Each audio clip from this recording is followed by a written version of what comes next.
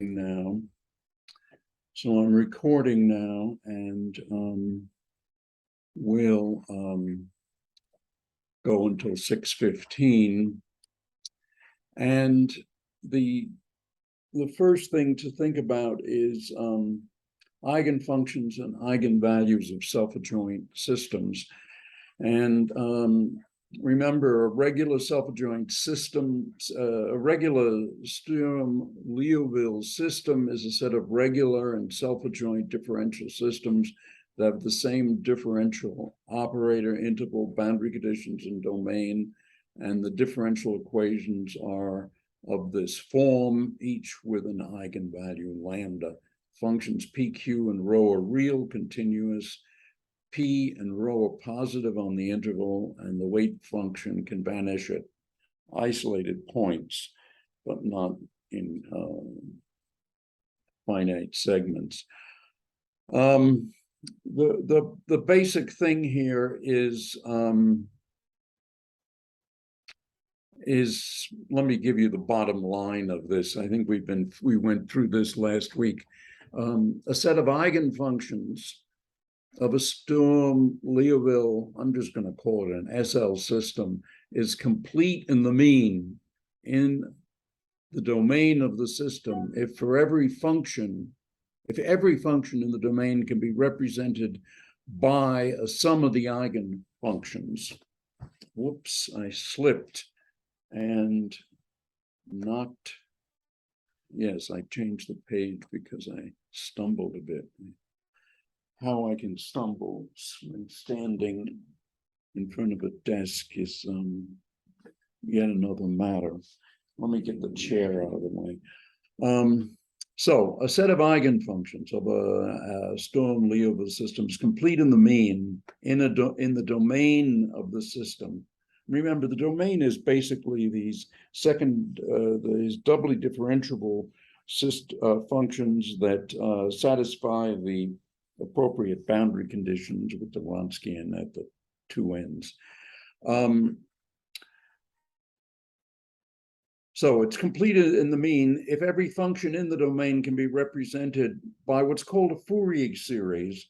In other words, it's a sum of constants times the eigenfunctions that converges in the mean. That is to say, the limit as n goes to infinity of this sum of eigenfunctions differs from the arbitrary function in the domain when squared, multiplied by the weight function.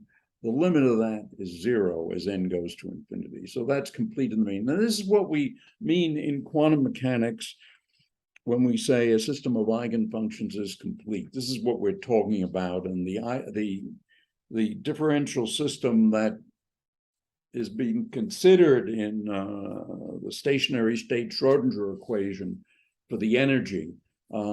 This is almost always of this form. And the same thing for the other differential equations for other physical properties. These properties can have various eigenvalues, and the differential equation can be put in this SL form, the self-adjoint form. And remember, you can basically take any second-order differential equation, throw it into self-adjoint form, and write it like this. So this is why all of the mathematics of quantum mechanics works.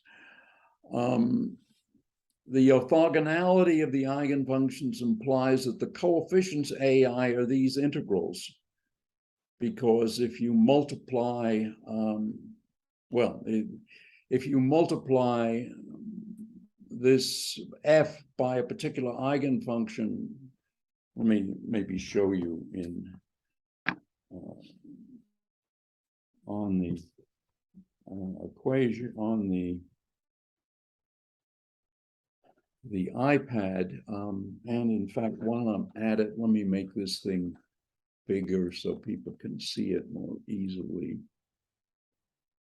So if you multiply, for example, you have this equation, f of x is a sum I equals 1 to infinity a sub I ui of x. You multiply that by uj of x.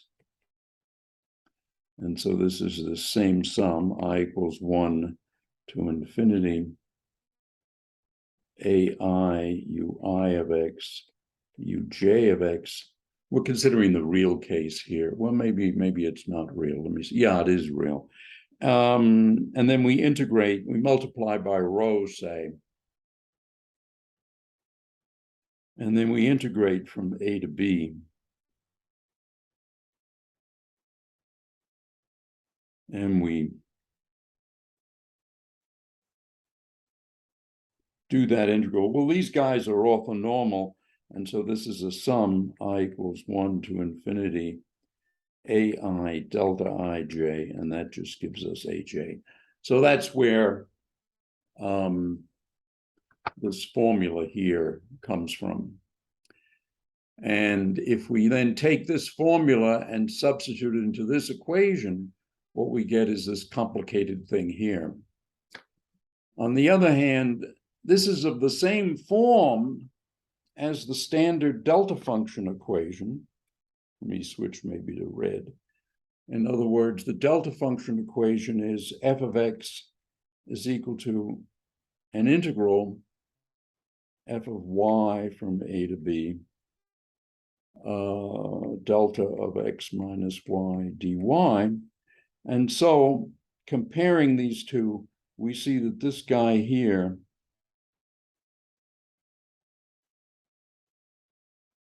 must be the delta function. In other words, delta of x minus y is this sum of eigenvalues. The eigenvalue is one at x, the other one at y, times the density function at y. And the density function is often just unity. Otherwise, it's just something obvious that occurs in the quantum mechanical problem. For example, radial, we often have three-dimensional symmetry, and the radial equation will have it'll be r squared dr, or 4 pi r squared dr. So 4 pi r squared is what rho is.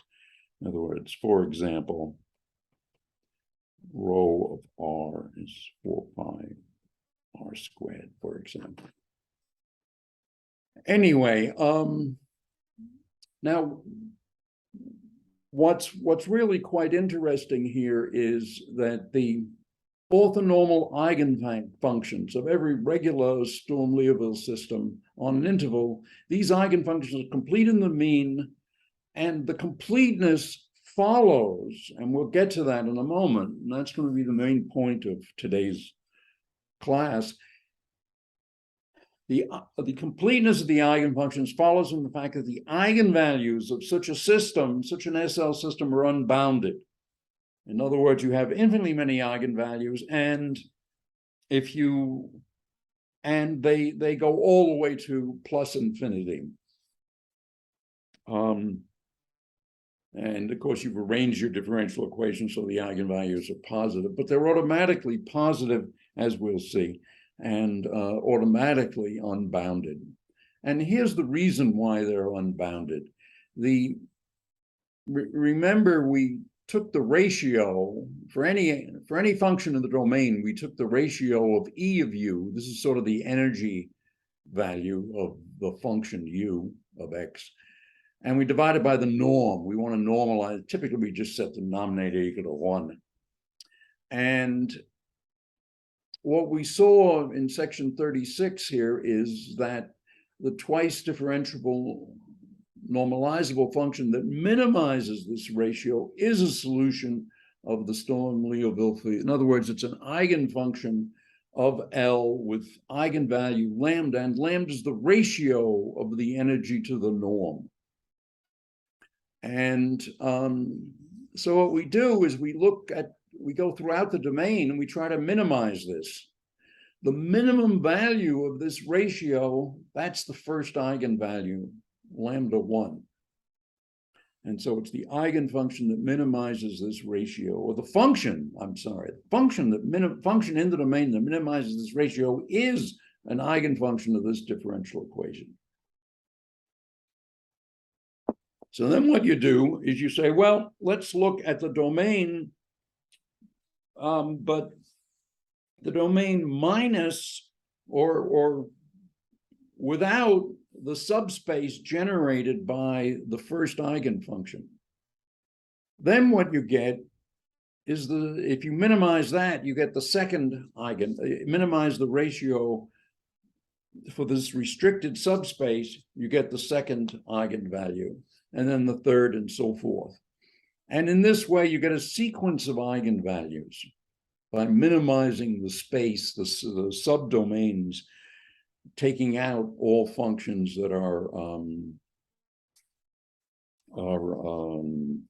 first involve linear combinations of the first eigenfunction, and then you remove all linear combinations of the first two eigenfunctions, and so forth. This is easier to think about if you think about the eigenfunctions as vectors, and so then you would have a perhaps a three-dimensional space, and you'd say, okay, here's one eigenvector, and okay, so you'd say, well, we're going to look at this three-dimensional space, but we're not going to we're going to consider all vectors that are perpendicular to this vector. Well, that gives us a plane of some kind, some sort of a plane here that's perpendicular to that vector, or eigenvector if it's a matrix. And it's the same idea here. You look at all functions that are perpendicular in the sense that this integral vanishes to the first eigenfunction. So then the question is, how do these eigenvalues go? Well, it's easy to see that they go to infinity. In fact, this is really trivial because we're normalizing them all to unity, so the denominator is just one, and the numerator is this energy. Well, the key thing is not this term, because this term is stuck because of normalization. In fact, I think I left a row out of there, didn't I?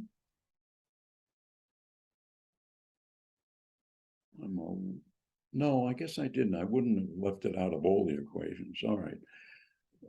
This guy is stuck because the integral of u squared rho dx is just is going to be some finite thing, and we could set it equal to 1, or we divide it, and we're interested in the ratio e to that.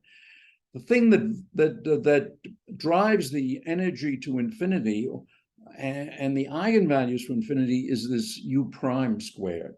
So, for example, suppose we have an eigenfunction looks like that. Suppose the eigenfunction is sine omega x. So that's just this thing. Well, you can then add that a multiple. I'm sorry, suppose it's u of x, and suppose this curve is u of x. Well, then you add to u of x a small number times the sine of omega x, and then you drive omega to infinity. Well, I took omega equal to 200 here, and you see you get all these zigzags. Well, this is some function in the domain because of the boundary conditions, because it satisfies the boundary conditions, but this thing vibrates so much that that this term here goes to infinity. Here you have something like omega is 200, so the first derivative is 200 times cosine x. And so that's, with the 0.1 is 20 times cosine x. Well, if you choose instead of 200, you use 200 million or something, you can see that you can drive this energy to infinity. And that's why the eigenvalues of the Sturm-Liouville system are unbounded above. They're bounded below because of the nature of the thing, but in other words, this thing here, it could be negative. Well, actually, P and Q are positive, so it's bound to be positive, but it can go to infinity. And so the eigenvalues are positive and can go to infinity. And now, what Courant and Hilbert did was they well, they've done many marvelous things in mathematics, and they offered proofs of this, and namely that if you have a Sturm-Liouville, the eigenvalues go to infinity, and the consequence of that is that because the eigenvalues go to infinity, the eigenfunctions are complete. And now what we see here is something kind of interesting, that the system has to be capable of having infinite energy if it's going to be a complete system. And that's kind of related to something that you all learned long ago when you first heard about quantum mechanics, namely that the momentum of a particle is related to its wavelength lambda. And the rule is that lambda is Planck's constant over the momentum. Now I may have a 2 pi off here, so I forget whether it's h or h bar. So I'll write that. And so if you want, so if we write it the other way, the momentum is h over lambda, or again, h bar over lambda, as I say. I don't know where the hell the 2 pi's go. I work with h bar equal to 1, so let me just write in natural units, 1 over lambda. And so if we want,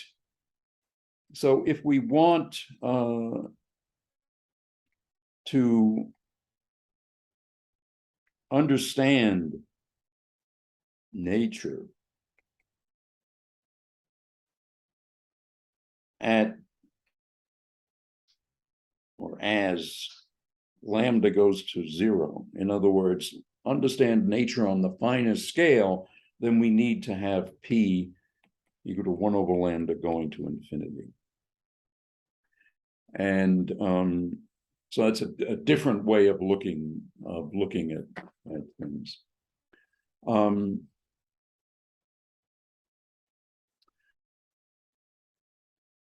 So let's go back here. The point now is to actually show that if the eigenvalues are going to infinity, and we've argued that that's certainly the case, the eigenfunctions are complete in the domain of the function. Now, why is this the case? Well, let's generalize this this energy functional to, we were thinking of it as p of x, the derivative of the eigenfunction u prime squared plus q of x u squared, and this was rho of x u squared dx. We're generalizing this now. We're going from one eigenfunction, or one function in the domain u, to 2 functions, f and g. And frankly, I should have called these u and v, but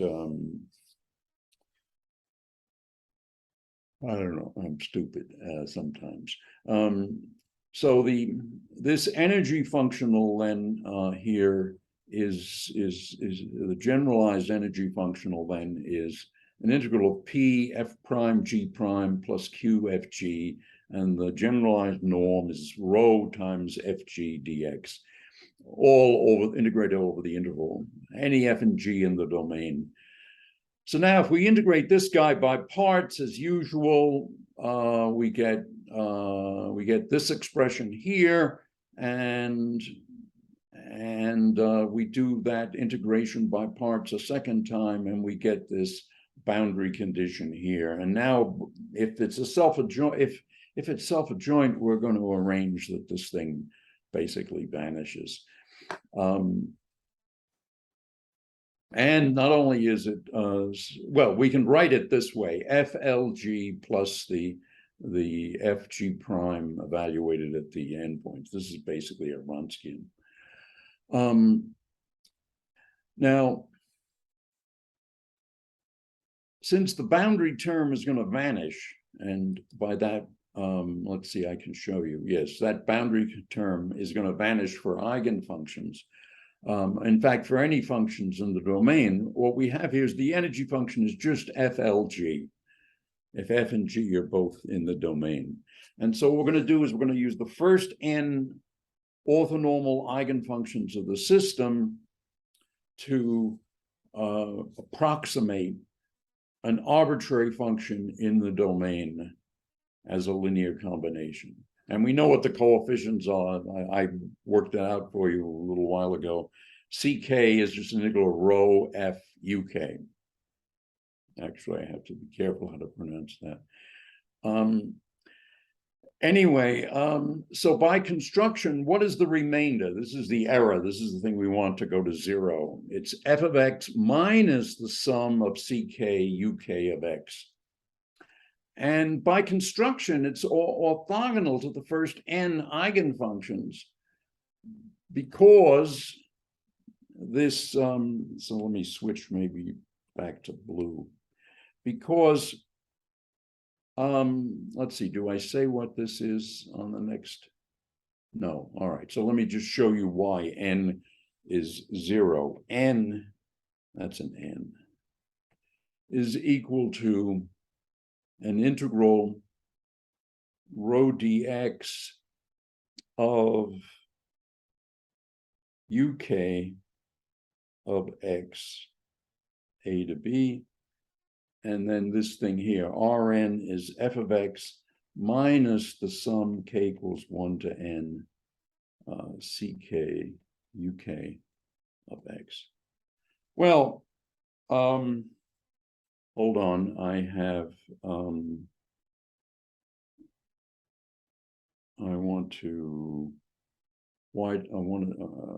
okay, let's call this, sorry, let me quickly change this variable here. I'm just going to call it J. And the point, oh, nuts.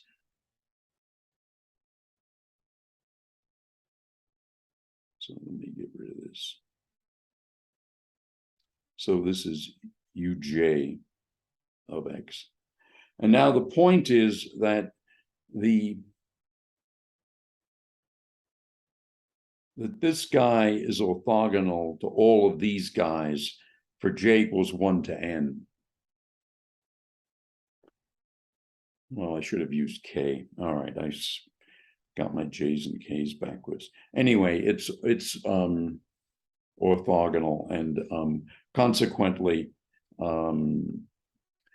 we have that. Yeah, what I'm saying here is that n of Rn, yeah, that's right, Rn uk is 0 because these guys are orthogonal. Okay, so the next eigenfunction, un plus 1, minimizes this ratio over all functions in the domain that are orthogonal to the first n eigenfunctions.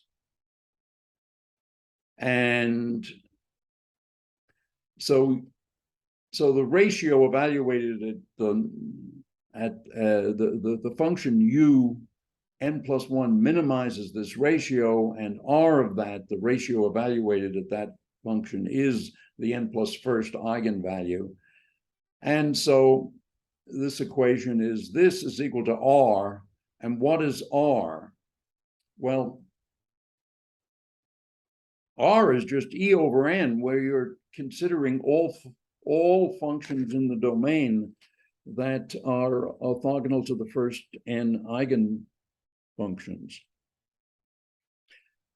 And so now we have a nice equation here. This lambda, the n plus first eigenvalue, is less than or equal to, because it's the value of this ratio over all functions in the domain that are orthogonal to the first n eigenvalues. It's the minimum of the ratio for all functions orthogonal to the first n eigenvalues.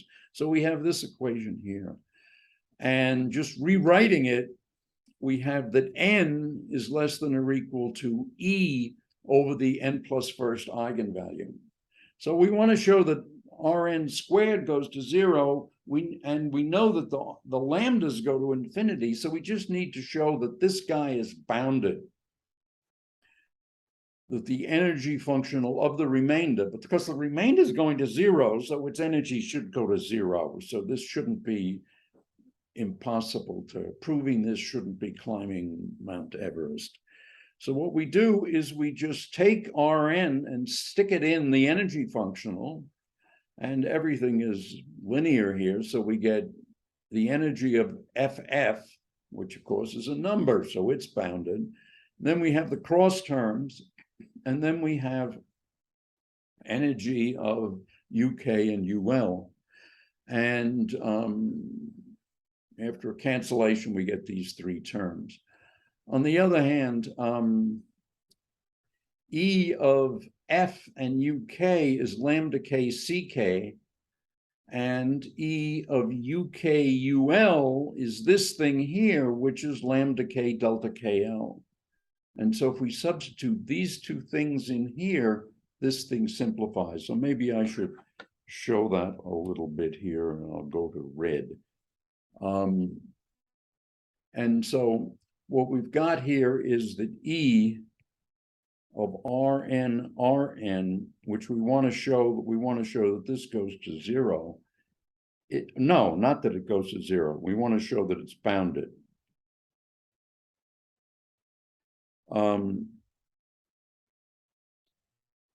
So this is equal to E of FF, which of course is just a number, and then it's minus twice the sum CK E of FUK, but F of UK is lambda K CK. On the other hand, E, and then we have plus this double sum CKCL E of UKUL, but that's lambda K delta KL. So altogether, this is E of FF, and these two are the same, and so it's actually just minus the sum lambda K CK squared. And now the point about these lambdas is they go to infinity, positive infinity, and so eventually this is just a negative number. And so we can say E of Rn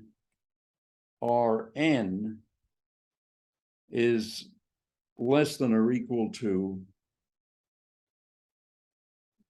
it's less than or equal to something, it's less than or equal to E of FF. Eventually, because this sum, in fact, this sum, typically the lambdas are all positive, so this sum is strictly negative. But if we had some negative lambdas in there for some crazy reason, then still the lambdas go to positive infinity. So this eventually becomes a negative number. And so we can say that this one is less than that one because this one is equal to that one minus some positive number. So this is what we get. The thing is bounded, and once we know that it is bounded, we then get that the remainder, the norm of the remainder, is less than or equal to this E of FF, or E square brackets FF, divided by lambda n plus 1. This guy is bounded, and this guy goes to infinity. And so this goes to 0. Okay, and that's what we want, that the remain. So that says that it's complete. And so that means that the eigenfunctions of a regular SL system are complete in the mean, in the domain of the function. They span the function. They span the domain. So if F is in D, then F of X is I equals 1 to infinity ui of x ci. And this this converges. Here, let me call this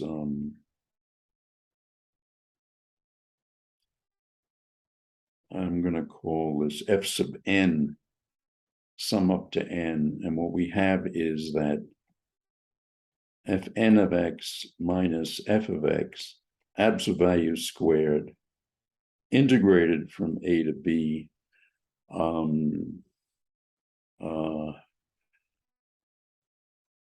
times rho dx goes to 0 as n goes to infinity. All right, so that's basically what we are proving here. Let me get back to this row to make sure this Rn. Oh, Christ, where did I say it?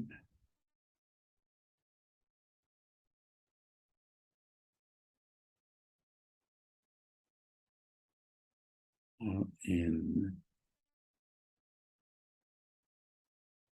Well, somewhere I should have written that equation down. So let's. Anyway, that's what we mean, that it converges in the mean. And mathematicians have improved on this, and basically the bottom line then is given by this. So the eigenfunctions UK of x of any regular SL system form a complete orthonormal set in the sense that every function that satisfies Dirichlet or Neumann boundary conditions and has a continuous first and a piecewise continuous second derivative can be expanded in this series, and it converges absolutely and uniformly on the interval. And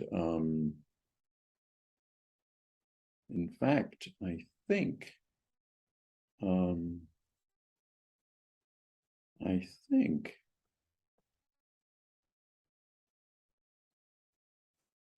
right, this is, so the row should have been there. Yeah, okay, so I kept the row there.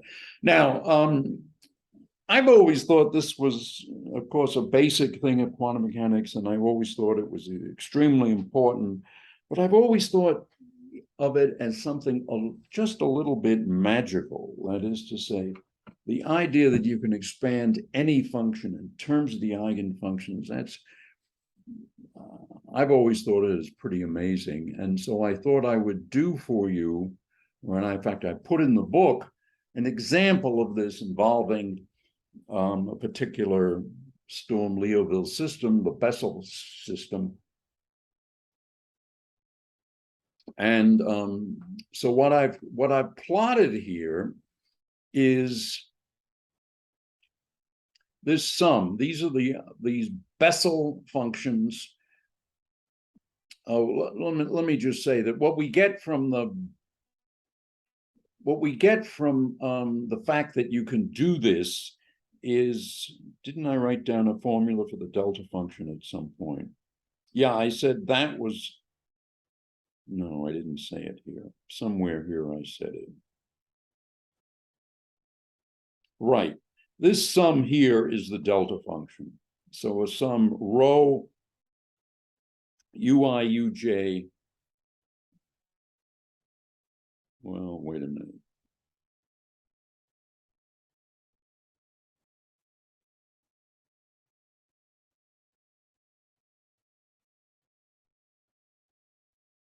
Ui uj.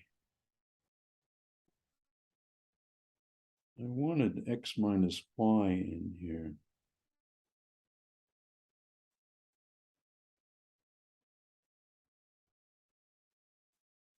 Oh,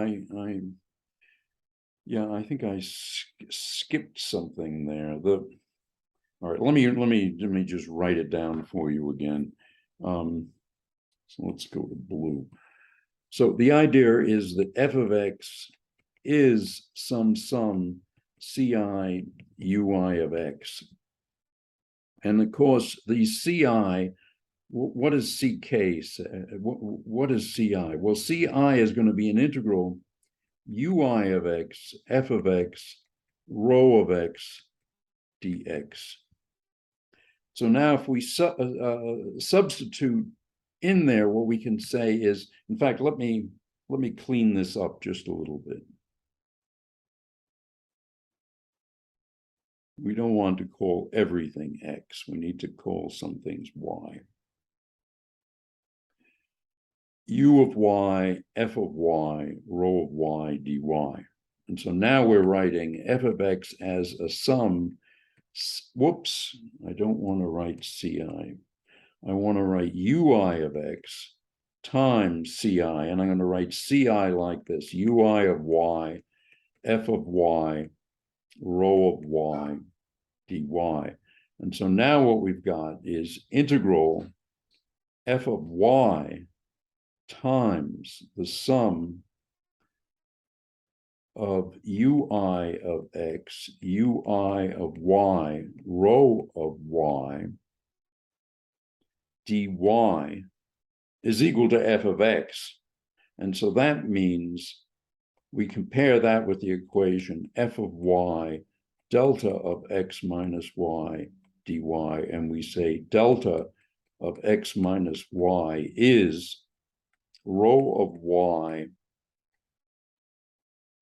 times the sum. In fact, let me take the rho, it doesn't have an index on it, so it's rho sum on I equals 0 or 1 or whatever to infinity. In fact, I think I always called it 1, but anyway, ui of x, ui of y.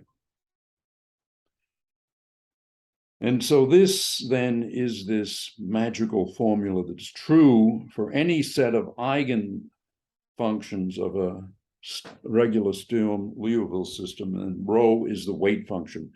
But of course, this sum is basically infinite when x equals y, 0 otherwise, and so we don't need to call this rho of y. We call this equally well rho of x, because the right-hand side is only non-zero. So we can equally well write it as rho of x sum ui of x, ui of y.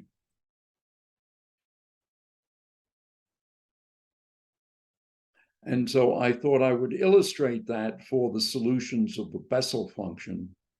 And in fact, one can rewrite it this way. One can say delta of x minus y is rho of x to some power alpha, rho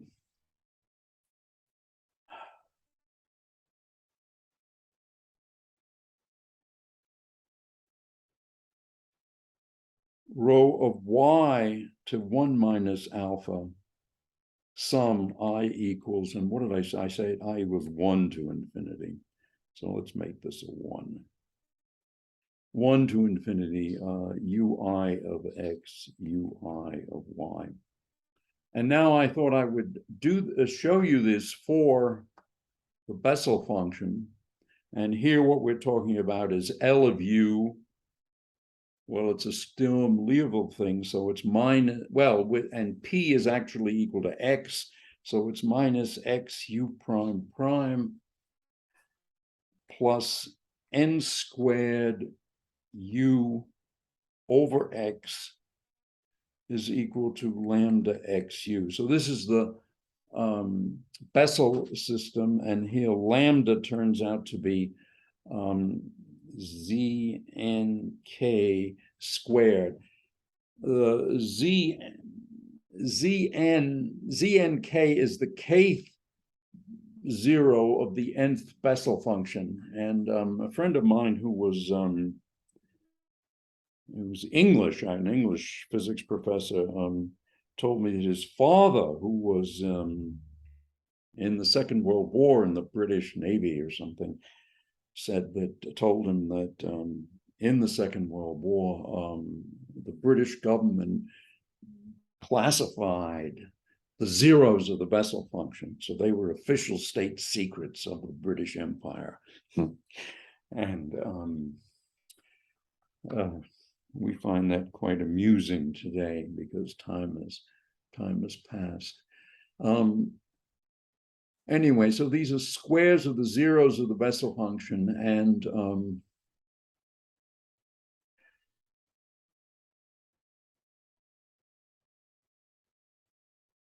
So these eigenfunctions are orthonormal, and I've divided by Zn plus, this is to make them orthonormal. You take Jn and you divide by Jn plus 1 at a particular zero. So this is just a number.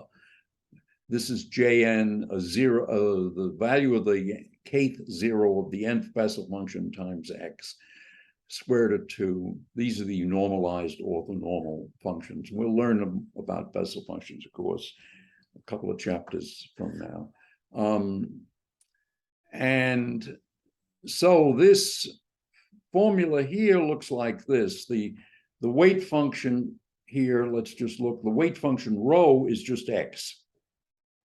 And so x is the weight function. And just to illustrate that you don't need rho of x, you can have rho of x times rho of y as each raised to a power, as long as the sum of the powers is 1. So I did x to the alpha, y to the 1 minus alpha. I pulled out a 2 because there was a square root of 2 lurking around.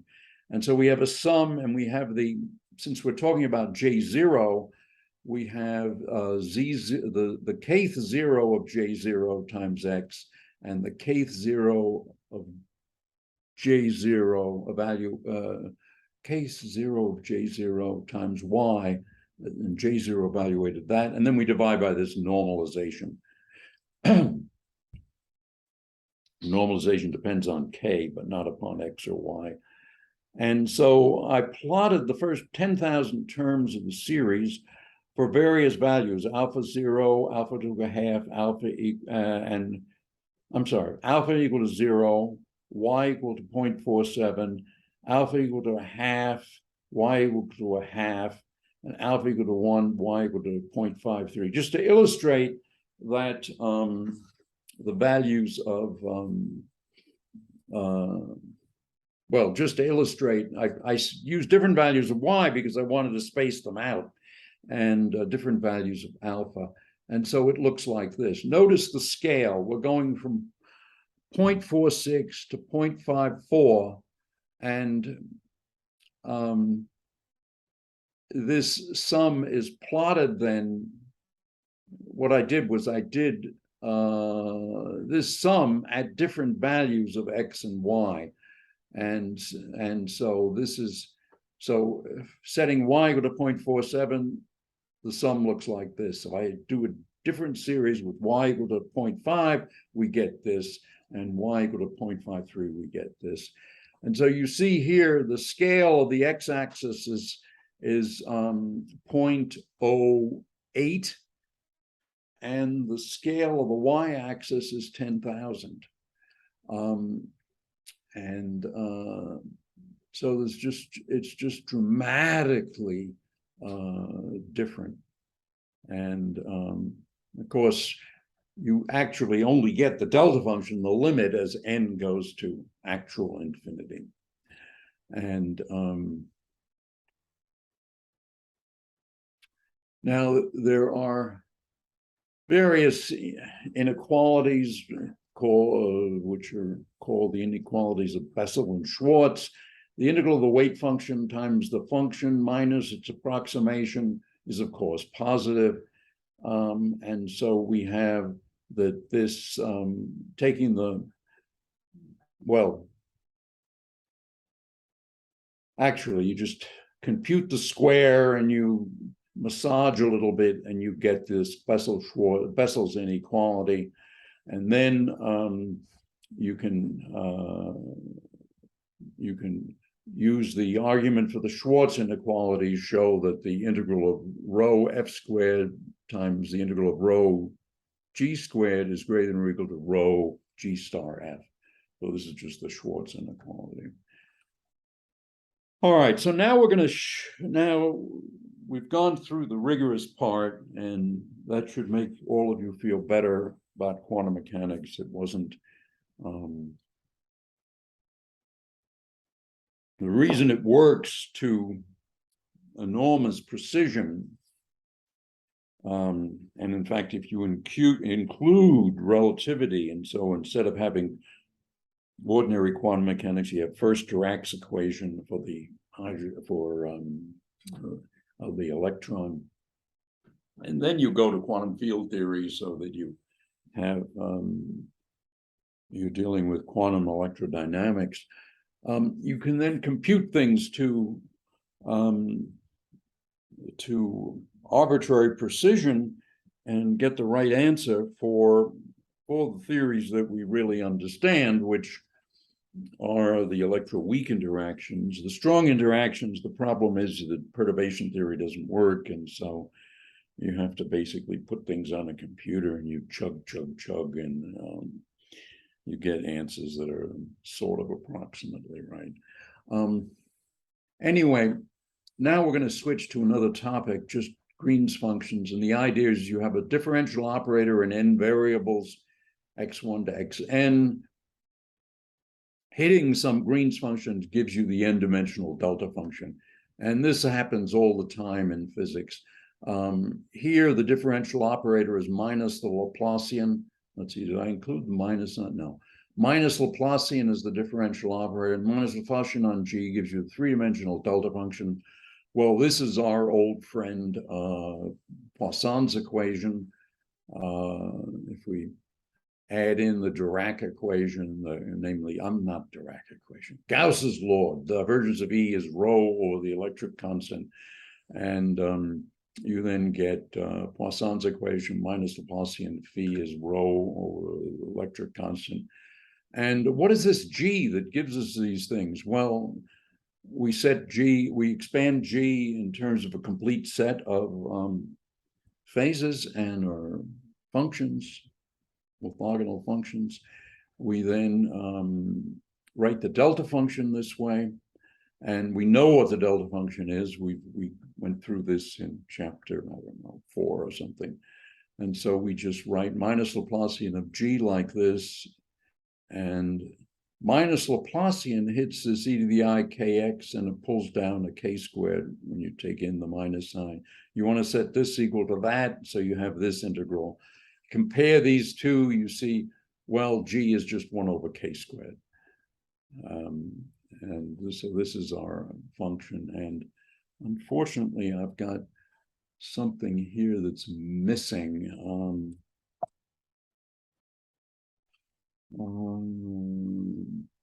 In the book, this is done right, but right here, I'm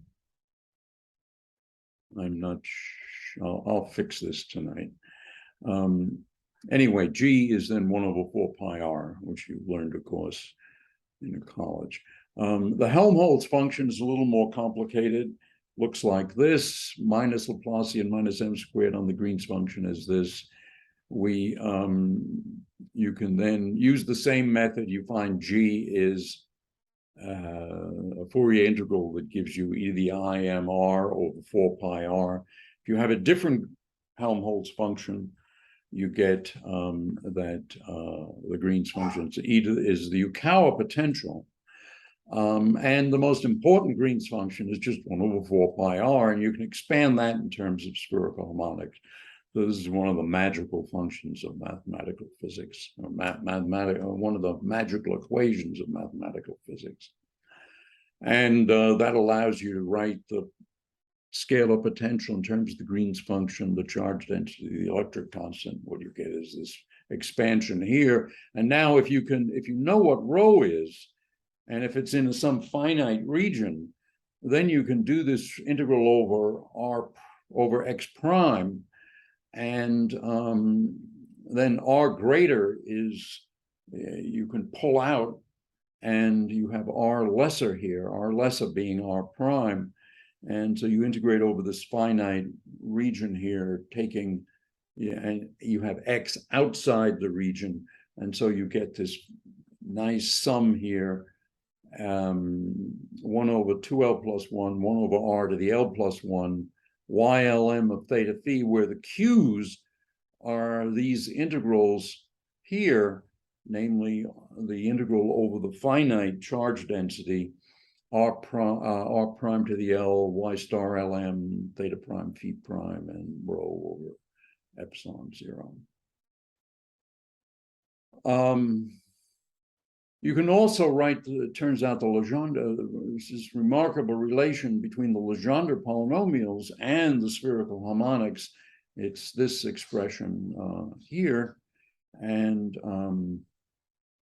that means then that the Green's function formula collapses into something involving Legendre polynomials, and this is called Legendre's expansion. One example of a Green's function in quantum field theory is one introduced by Richard Feynman.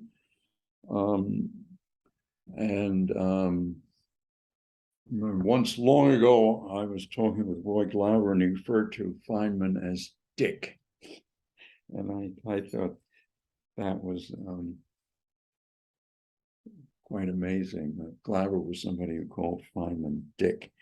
Anyway, so the Feynman propagator then is this is a four-dimensional Fourier representation, and it's 1 over q squared plus m squared minus I epsilon. So this is basic.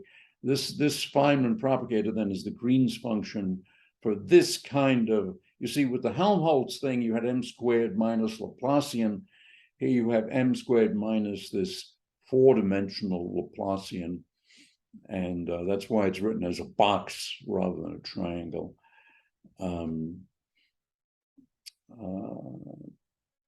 So in other words, here what is meant, let me switch to a different color, maybe green. Here, box is equal to triangle minus d2 dt squared, or box minus d0 squared, x0 being ct.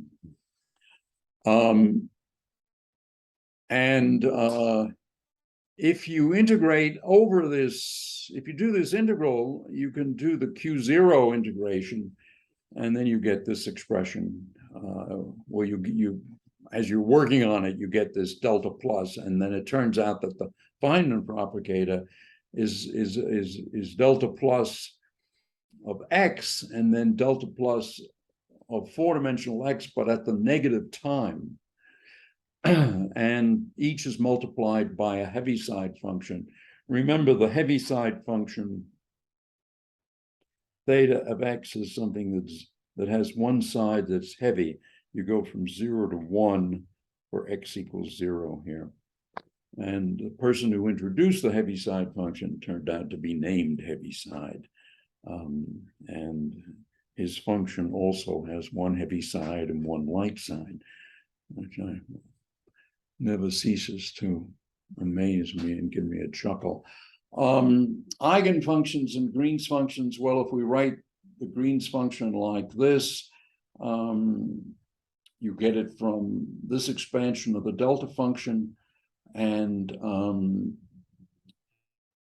what you see is here the Green's function has been expressed in terms of phase factors with 1 over the eigenvalue, like that. And this is a more general thing. Suppose L is a self-adjoint Sturm-Liouville operator on an eigenfunction, gives an eigenvalue, the weight function, the eigenfunction, and we know they're orthonormal, okay, or we choose them to be orthonormal. And so we want a Green's function that does this, and what I'm saying is the Green's function is then the product of the eigenfunctions at different points, x and y, divided by the eigenvalues. And the way to see that is when we can just about get them both on the screen. The differential operator hits the Green function, it hits this eigenfunction, this is L of x, hits uk of x, replaces it by lambda k, the lambda k's cancel, this disappears, and we just get uk times rho, and then this sum is the delta function. And so that shows you how things work like that. I've always thought that this particular section was a little not so interesting, or more trouble than it's worth. There are just so many more direct ways of discussing these things that this more interesting way is no point in suffering through that. Okay, the principle of least action in field theory. And field theory here, you can think of electrodynamics, or you can think of hydrodynamics, or you can think of quantum field theory.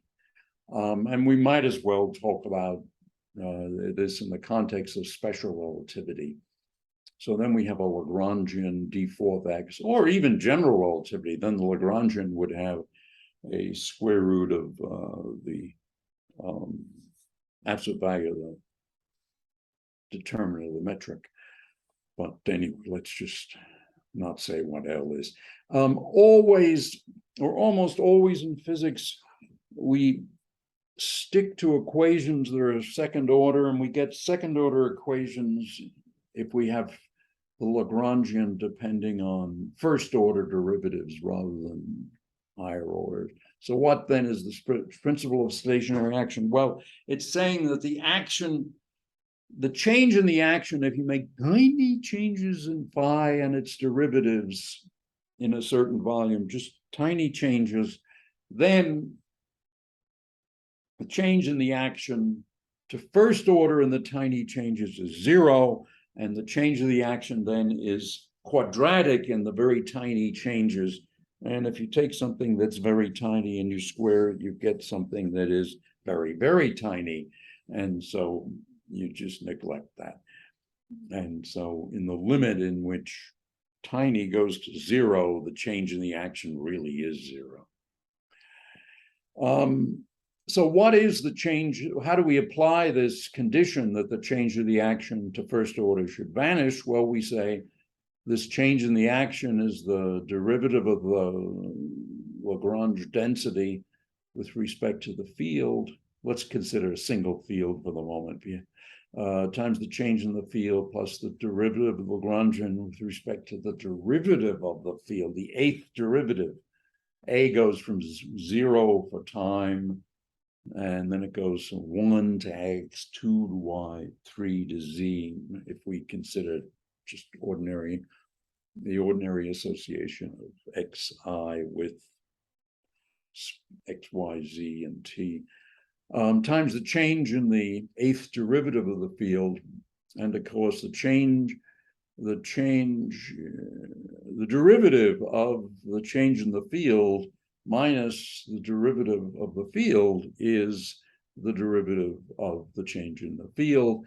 And so we replace this by that, then we integrate by parts and drop the surface term. Why do we drop the surface term? Well, the idea here, the idea here is that we're making the variation at a particular point in space-time, and not everywhere. And so, or we're making the changes only in a certain finite region of space-time. And so what we get is, so we don't have anything at infinity, and we wind up with this equation. And this has to be true for arbitrary delta phi. The delta phi are tiny, but they're not 0. And so what we get then is that the square brackets has to vanish, and that's the statement that the partial derivative of the action density with respect to the field is equal to the partial derivative with respect to the 8th coordinate of the partial derivative of the action density with respect to the 8th derivative of the field. So that looks as though it's a fearsomely complicated equation, but of course it's the equation that it's the kind of equation that gives you Maxwell's equations and so forth. By the way, electricity and magnetism was basically worked out experimentally by Faraday and theoretically by Maxwell. But the guy who put things into modern form, so equations like this, was in fact Heaviside. So Heaviside did a lot more than just invent his function. That's, in fact, let me just define this. Whoops. Let me just define that. What? Oh, damn. Define this Heaviside function just to, it's 0 for x less than 0 and 1 for x greater than 0. And it doesn't matter what you call beta of 0. You can take it to be a half if you want. It just never matters. Anyway, so let's consider a scalar field. Well, for a scalar field, the action density is very simple. It's the square of the time derivative minus the square of the gradient, and then minus a half m squared times the square of the field.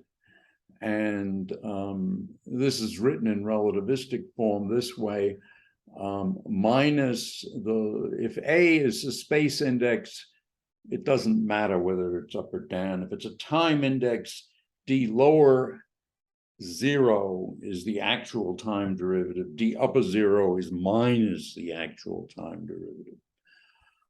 Then Lagrange's equations are grad squared phi minus phi, the second time derivative, or this expression, which stands for that, is m squared phi. So that, and this is called the Klein-Gordon equation. If you have several fields, and then the action density is a function of the several fields and the derivatives of the several fields, then you have n copies of Lagrange's equations, one for each field. So you have this expression here. And if you apply that to this particular action, where R is what's called the Riemann scalar, you then get Einstein's equations, and that, of course, is very nice. So symmetries and conserved quantities in field theory. This is something that was actually developed largely by a woman who left Europe, I think she left Germany and came to the United States, or she was American, I don't know. Amy Noether is her name, and she eventually was teaching at some very good school for women somewhere in Pennsylvania, I think, Bryn Mawr or something like that. Anyway, so she's the one who invented this, and it's very important, used all the time now. So suppose we have a transformation of the coordinates of the fields and their derivatives, and suppose the action density is invariant. So previously we were saying we want the variation of the action to be 0 to first order and tiny variations of the field. Here we're saying the action density itself doesn't change when you change the fields. And typically here, we're not really focusing so much on the change in the fields or the derivatives being small, in fact. What we are doing, though, is saying that the change in the action density is 0 if we just change things like this, and maybe the two deltas are, the delta phi is not necessarily small. Anyway, what do you get? Well, you know that this is equal to that. That's just Lagrange's equation. And now you combine these two, and what you see is the second term is just the derivative with respect to xa acting on the field, or the change in the field. The first term, though, is the derivative with respect to xa acting on the derivative of the action density with respect to the eighth derivative of the field. And so what you've got then is that this thing here is something we're summing over I, namely over the different fields, but this only depends upon A. And so we can call this a current. In physics, when often, if you have something that's conserved, you call it a current. And this equation then is, that the current has 0 divergence. And well, what does that mean? That means that if you integrate over a finite volume, the 0th component of the current, you get something which is typically called a charge. And this charge has a time derivative. Well, it's the time derivative of J0 integrated over the volume. And then if you apply this equation here, in fact, that is to say, well, let me write down that equation for you. That equation is D0 J0 plus the divergence of J equals 0. And so that's G0 J0 is equal to minus the divergence of J, and this is just partial J0 partial T equals that. I'm setting C equal to 1. And so what is the time derivative of the charge? Well, it's the integral of the time derivative of J0, but the time derivative of J0 is minus the divergence of J, but the divergence of J over a volume is equal to the integral of J dotted into the surface.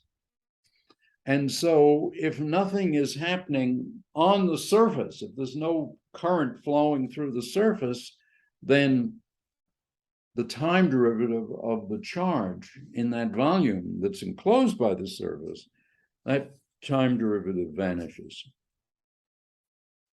And so that's charge conservation. And by the way, as you know, we have these various four forces, strong interactions, weak interactions, gravity, and electricity and magnetism. The electricity and magnetism forces are of a convenient size. The weak forces are too weak to measure, the strong forces are too strong to understand, and the gravitational forces are much too weak to measure. To do useful experiments. You can, but it's very hard. On the other hand, with electricity and magnetism, it's just the right size. And in fact, to put things differently, we evolved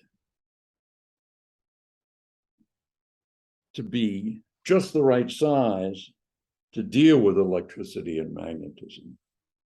In other words, we're made out of things that are the way they are because of electricity and magnetism. In other words, atoms, and we're just these piles of atoms.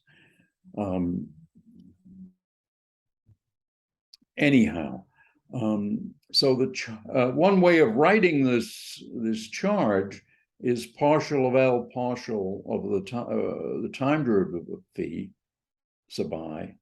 And that thing is called the conjugate momentum. And so this charge is an integral of pi I, the change in the field sub I integrated over the volume. Now, what is this change of the field? Well, it's whatever the change of the field was that left the action density invariant. So let's look at some examples. Well, I don't know why I went to that example. I should have just used translation, null invariance. But suppose we've got this complicated theory where you have ON symmetry. In other words, there are n fields phi I, and you see these things, you just have a time derivative for the first field squared plus the time derivative for the second field squared, so on and so forth. This all is invariant under rotations in n space. And so if A is any anti-symmetric matrix that's a constant matrix, then if the change in the field looks like this, change of the field I is Aij. There's a mistake there. That should be delta phi j. Let me see if I can fix that for you. I think I can fix that on the fly.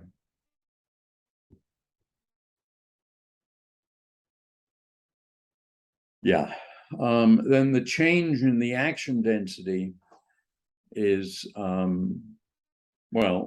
this thing is symmetric. This is anti-symmetric, so you get 0. Phi I, phi j is symmetric. Aij, anti-symmetric 0. That's something we learned in chapter 1, namely that if you have a an anti-symmetric thing, you multiply by a symmetric thing, you sum over it, and you get 0. And so the change in the action density or the change in the Lagrangian vanishes, and the charge that's conserved, what is the charge that's conserved? It's this delta I, it's pi I summed over I times delta I, and delta I is the thing that, it's this thing under which it's the change that doesn't change the Lagrangian. And that change that doesn't change the Lagrangian in this particular case is Aij delta phi j. Well, wait a minute. No, I'm sorry. This thing that I said was an error was not an error. The delta is not supposed to be there. So forget this delta function. The change in phi I that leaves this invariant is not a tiny change. It's Aij phi j summed, whatever the phi j's are, it doesn't matter. And so this can be a big change. And so this delta phi I is this thing, and the phi j's are whatever they are. They aren't necessarily small. And so this is something that's summed over I, but there are n different j's. So there are n, or equivalently, there are n squared imaginary matrices. And if we're then summing over I and j, yeah, this in fact is a sum over I and j. So I actually have here a sum. This should be a sum I, comma, j.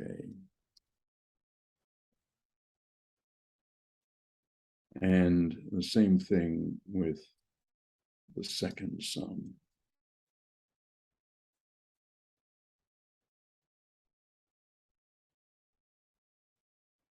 So there are n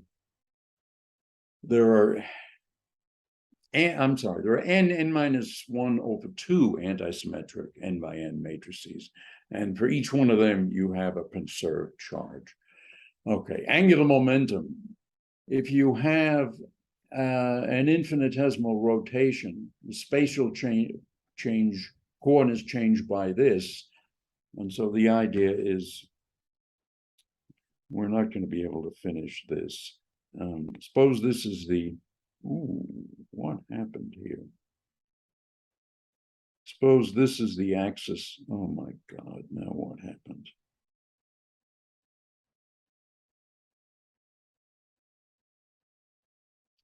Suppose this is, well, this somehow I've gotten a rough thing here instead of, suppose this is the axis of rotation.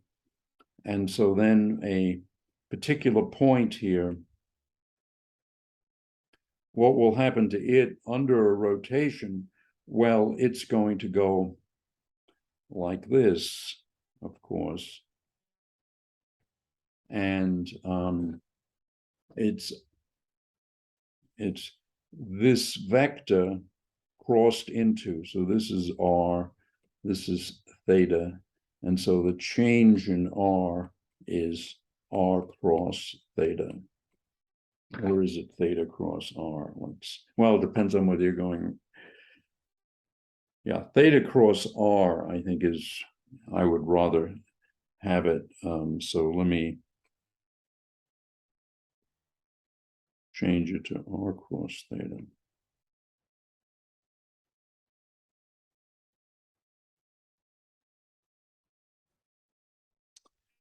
Okay, so that's the change in L, change in the position.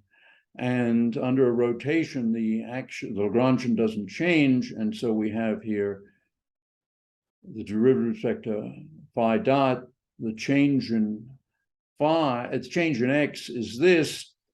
And what is the change in the field?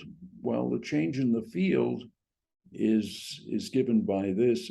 Well, we'll do this next time. I think is too much to deal with here. But S here is is representing the spin of the field. So I'm going to stop recording now and see you all tomorrow, 5:30. And I'm just wondering, by the way, maybe you guys can send me email. I held office hours on Monday from 3 to 5. Nobody showed up. This was on Zoom, so nobody showed up. Should I instead hold the office hours from 4:30 to 6:30, something like that? Why don't you guys send me email and we can change the time of the office hours for one that's convenient for the most students. Oh, as I say, nobody ever shows up. Almost nobody. I think one person showed up in 7 office hour segments. All right, I'm going to stop sharing now. See you guys tomorrow.